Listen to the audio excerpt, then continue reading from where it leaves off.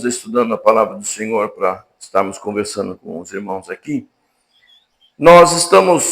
vamos recapitular um pouquinho do que aconteceu.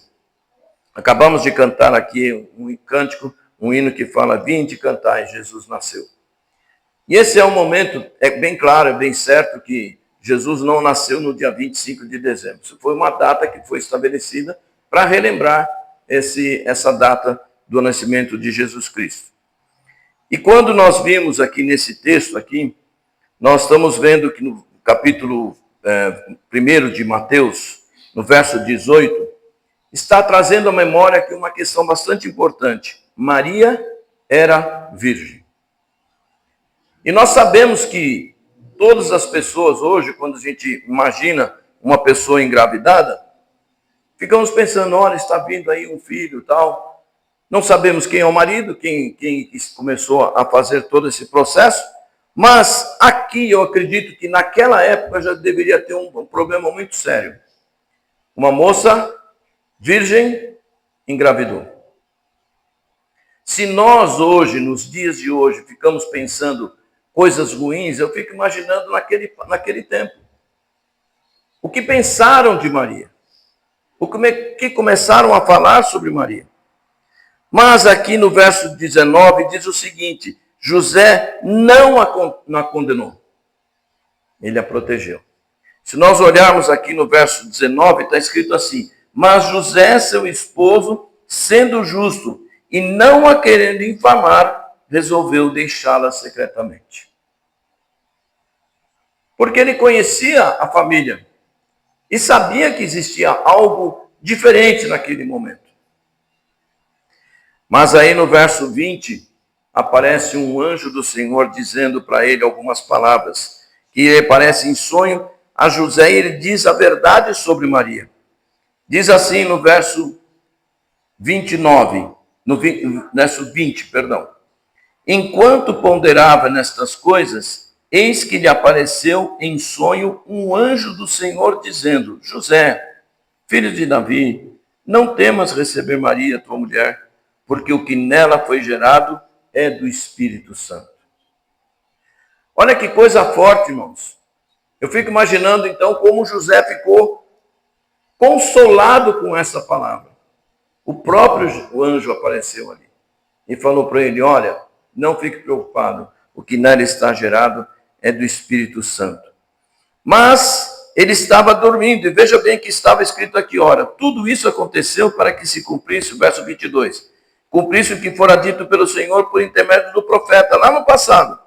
Eis que a Virgem conceberá e dará à luz um filho, e ele será chamado pelo nome de Emanuel, que quer dizer Deus conosco.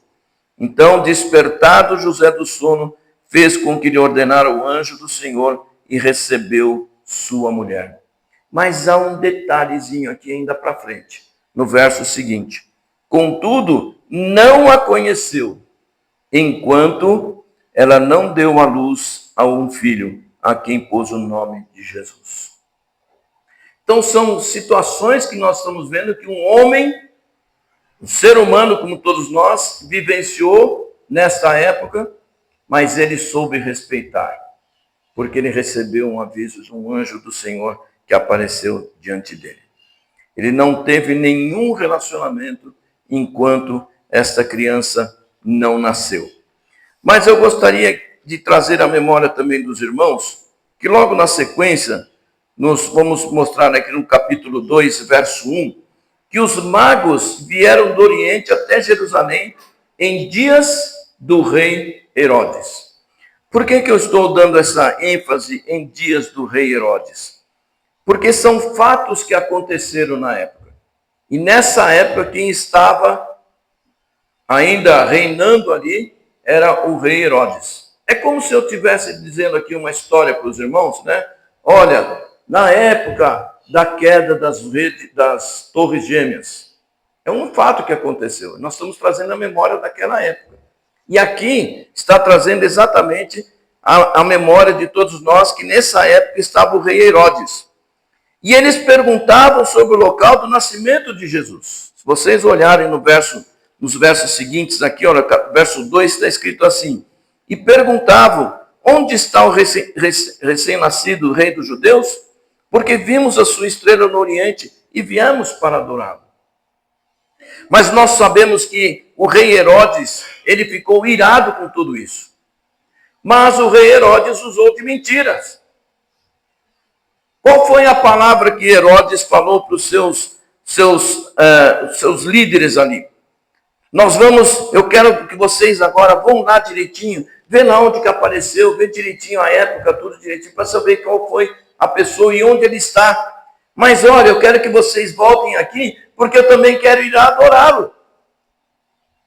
E aí nós vemos a mentira de Herodes. Porque Herodes era um homem, um ser muito ruim. Porque ele não queria que ninguém fosse mais do que ele. Ele achava que ele era desculpe a expressão que a gente usa hoje, o bambambam, né? Ele era o bambambam da época. E ele não queria que ninguém fosse mais importante que ele.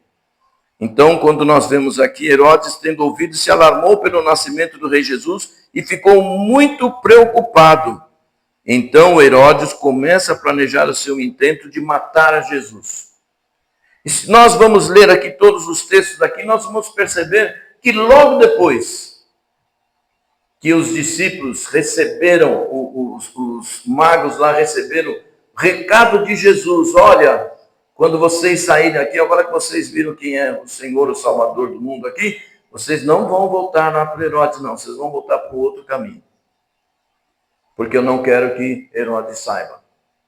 Mas ele ficou irritado, ele ficou irado. Quando ele soube que os magos voltaram por outro caminho, então ele ficou irado. E o que ele mandou fazer? Matar as crianças de 2 anos para baixo. Será que ele tinha realmente intenção de adorar Jesus? Com este ato? Mandou matar crianças de 2 anos para baixo. E eu fico preocupado, eu fico imaginando exatamente nessa questão de quantas famílias foram prejudicadas, perderam seus entes queridos ali, que foram trazidos aí numa gravidez com muita dor e acabaram perdendo seus filhos por um objetivo de um rei que não queria que ninguém fosse maior do que ele. Eu tenho certeza que ele responde isso diante de Deus. E é por isso que nós temos a nossa vida, precisamos ter a nossa vida de acordo com a vontade do Senhor. Porque tudo que nós fizermos sem vontade do Senhor, nós responderemos diante dele. Mas daí será tarde demais para nos arrependermos. Então nós estamos trazendo aqui, irmãos, um momento em que nós vemos aqui Jesus nascendo, trazendo então essa questão da salvação das pessoas através de Jesus. E com esse nome que foi colocado lá no passado pelos profetas, que o nome dele seria Emanuel. O que significa Emanuel? Deus conosco. O próprio Deus está no meio de nós. Mas aí na sequência, irmãos, nós vamos observar que José e Maria eles foram alertados em sonho por um anjo para fugirem para o Egito. Está escrito aqui no verso 13 do capítulo 2 aqui. Tendo eles partido, eis que apareceu um anjo do Senhor a José em sonho e disse: dispõe-te, toma o menino e a sua mãe, foge para o Egito e permanece lá até que eu te avise, porque Herodes há de procurar o menino para o matar. Olha que intenção desse coração. Herodes está procurando o menino para o matar. Dispondo-se ele, tomou de noite o menino e sua mãe e partiu para o Egito. E lá ficou até a morte de Herodes, para que se cumprisse o que fora dito pelo Senhor por intermédio do profeta: do Egito chamei o meu filho. Então, meu irmão, eu fico imaginando o que esse povo vivenciou naquele momento. Eu sempre costumo falar isso aqui com os irmãos, quando não formos ler a Bíblia, leiamos com imaginação. Comece a imaginar como que esse casal aqui fugiu para o Egito sabendo que poderia ser encontrado em qualquer momento ali, mas eles tinham a certeza de que quem havia falado com eles era o anjo do Senhor. Mas mesmo Deus falando conosco, nós não ficamos temerosos? Sim ou não? Quantas vezes nós ficamos com medo, mesmo dizendo o Senhor conosco, olha, vai, estou com você. Mas a gente fica temeroso, porque nós somos humanos. Nós somos humanos e temos os nossos erros, as nossas preocupações. Mas ele estava dizendo aqui, olha, fique lá. Mas quando então ele recebeu a morte recebeu a notícia de que Herodes tinha morrido, então, como diz lá, e lá ficou até a morte de Herodes, para que se cumprisse o que foi dito pelo Senhor por intermédio do profeta: do Egito chamei o meu filho. E na sequência desse texto aqui, nós vemos aqui a matança dos inocentes. E depois tem a sequência do verso 19 em diante, falando sobre a volta do Egito. E eu gostaria aqui dizendo para os irmãos que tudo isso estava previsto já pelo Senhor. Que Deus conhecera todos os corações das pessoas, porque Ele criou todas as pessoas. Ele fez a sua imagem e semelhança.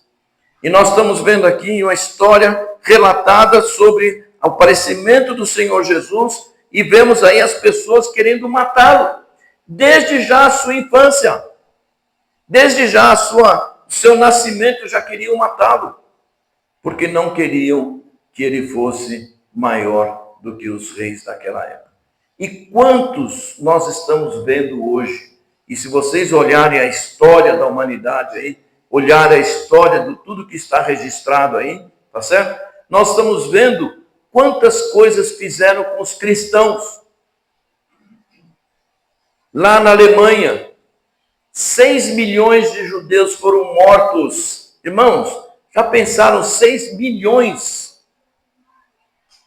Porque eram judeus.